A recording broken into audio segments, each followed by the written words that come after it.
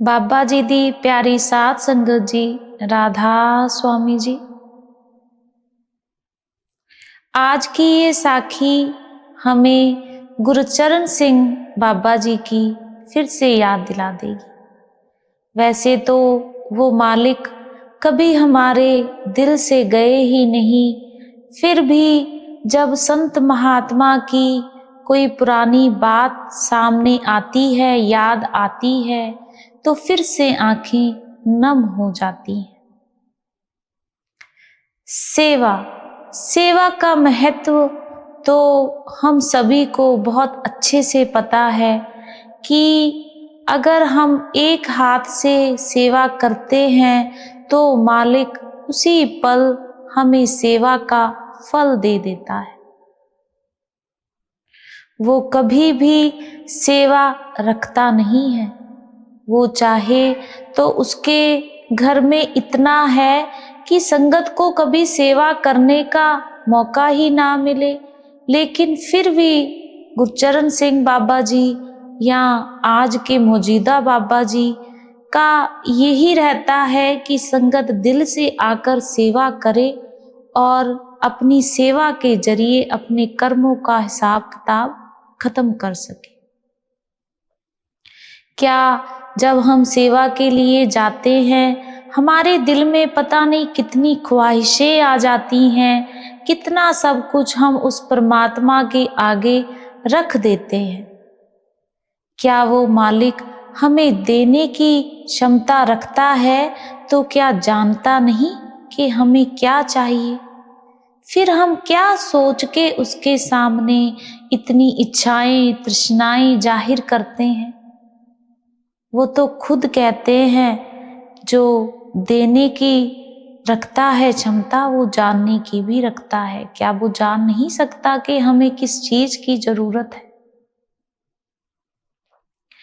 आज की ये साखी गुरचरण सिंह बाबा जी के, महाराज जी के टाइम की है, जब बाबा जी कुर्सी पर बैठकर आराम से संगत से सेवा कराया करते थे। उस समय संगत भी इतने प्यार से सेवा किया करती थी कि बाबा जी कुर्सी डालकर वहाँ पर आराम से बैठे रहते थे और संगत आती जाती चरण सिंह बाबा जी के दर्शन करती थी और साथ में सेवा किया करती थी।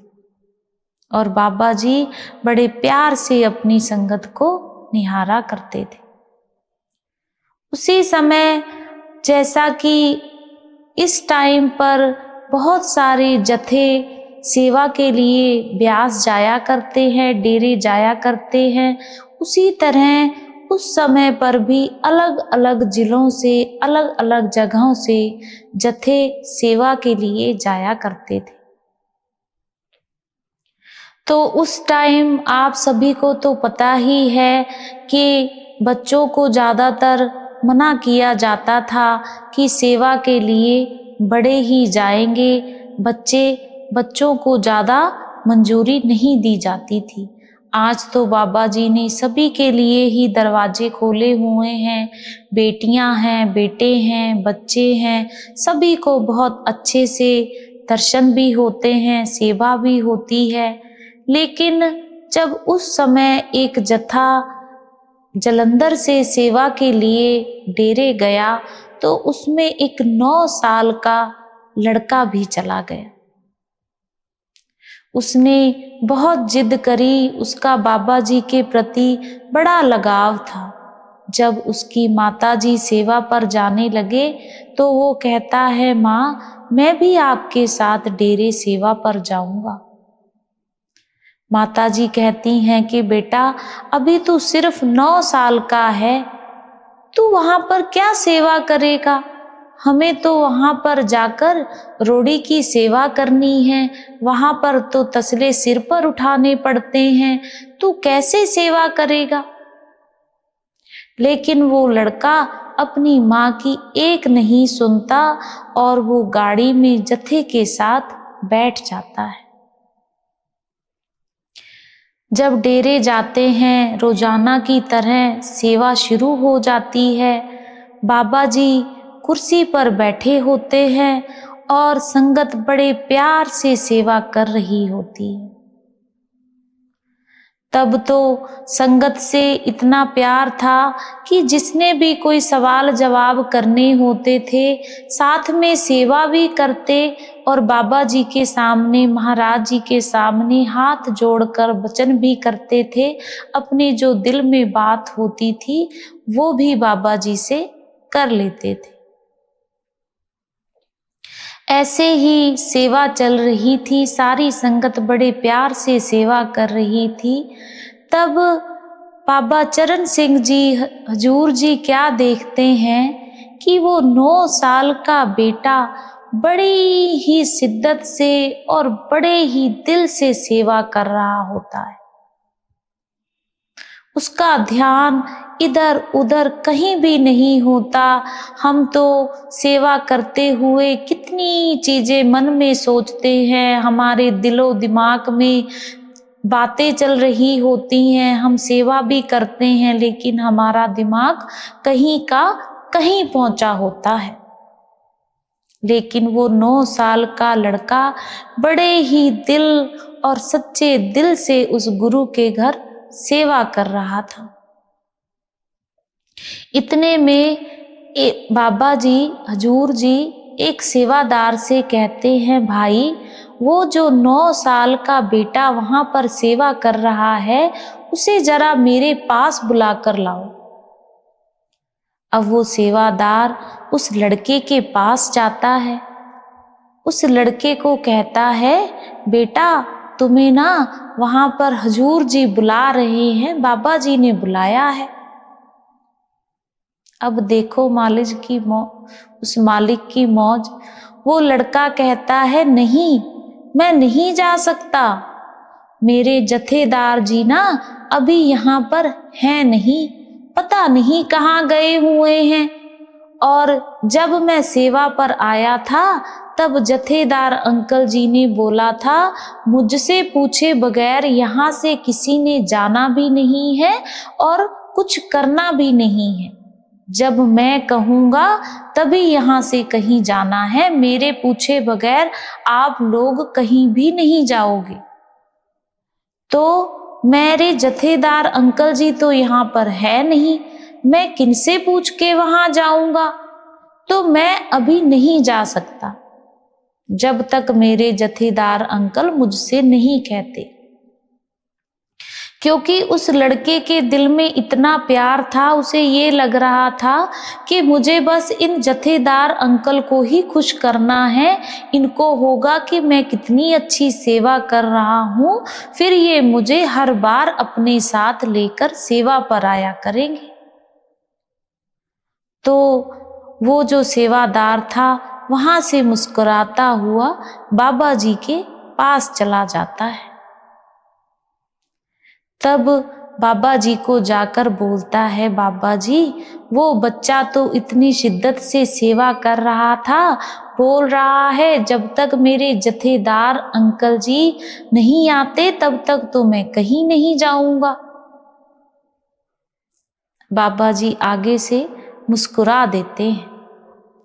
इतने में जो जथेदार थे वो वहां पर आते हैं। जब उनको इस सारी बात का पता चलता है कि बाबा जी ने इस बेटे को अपने पास बुलाया था, लेकिन ये मुझे खुश करने की वजह से बाबा जी के पास नहीं गया और यहीं पर सेवा कर रहा है,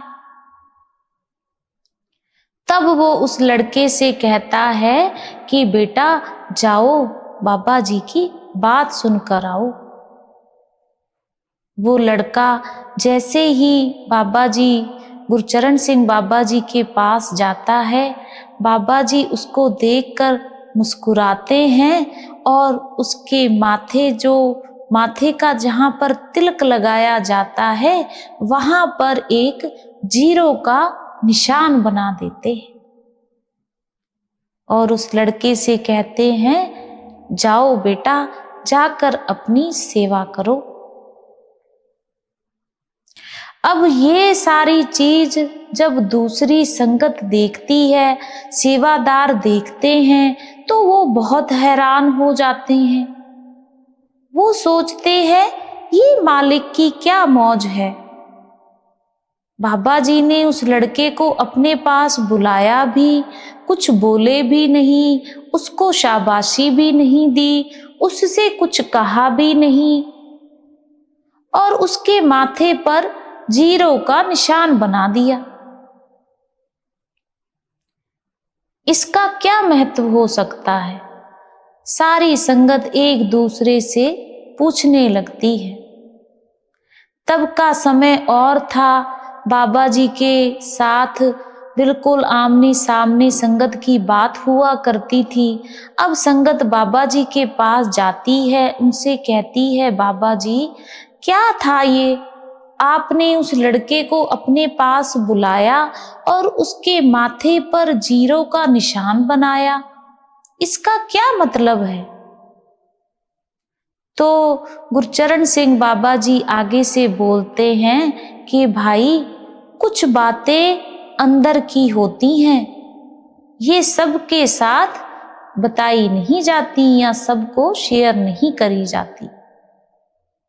पर संगत कहाँ मानने वाली थी। संगत बोलती है, नहीं बाबा जी, अगर आप हमें नहीं बताओगे तो हम अपने ही लिहाज लगाते रहेंगे, अपने ही मन से मनगढ़ंत कहानियां बुनते रहेंगे। पता नहीं हमारे दिल में क्या क्या आ रहा है। अब तो हम जानकर ही रहेंगे कि आपने इस लड़के के माथे पर जीरो का निशान क्यों बनाया है, इसकी क्या वजह हो सकती है। वो तो इतने मन से सेवा कर रहा है, उसने तो सुबह से ना कुछ खाया है ना पिया है, बस एक ही धुन में सेवा करे जा रहा है और आपने उसके माथे पर जीरो का निशान बना दिया है। तो जो बाबा जी ने सबके सामने जिक्र किया, वो कहते हैं कि भाई इस बच्चे की उम्र मात्र 9 साल थी, इसने यहाँ से जाकर अपने प्राण त्याग देने थे, तो मैंने उस 9 के सामने एक और जीरो लगा दिया। अब उसकी उम्र 90 साल की हो गई है। ये बात सुनकर सारी संगत की आंखों से आंसू आ गए और संगत बाबा जी के सामने हाथ जोड़कर खड़ी हो गई और कहती, मालक तेरी मौज तू ही जाने। ये होता है सेवा का फल।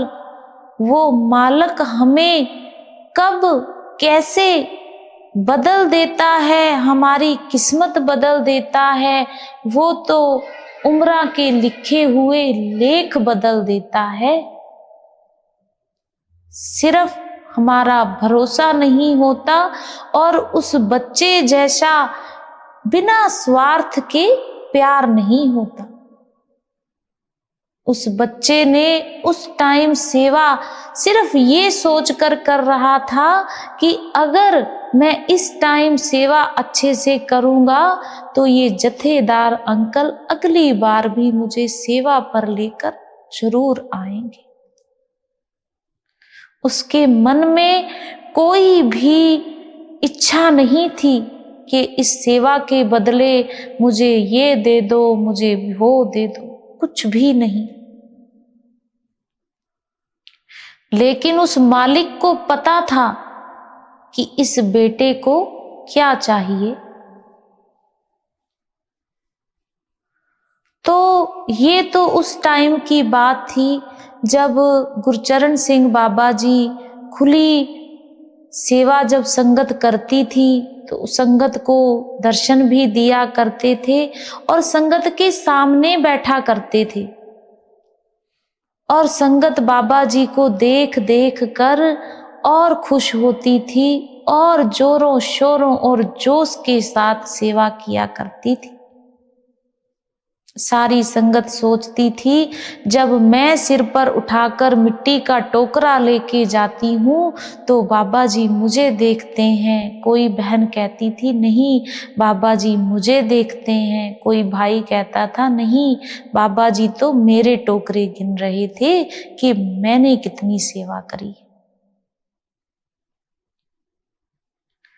तो हमें उस मालिक के आगे सिर्फ निस्वार्थ होकर सेवा करनी चाहिए, निस्वार्थ होकर भजन सिमरन करना चाहिए।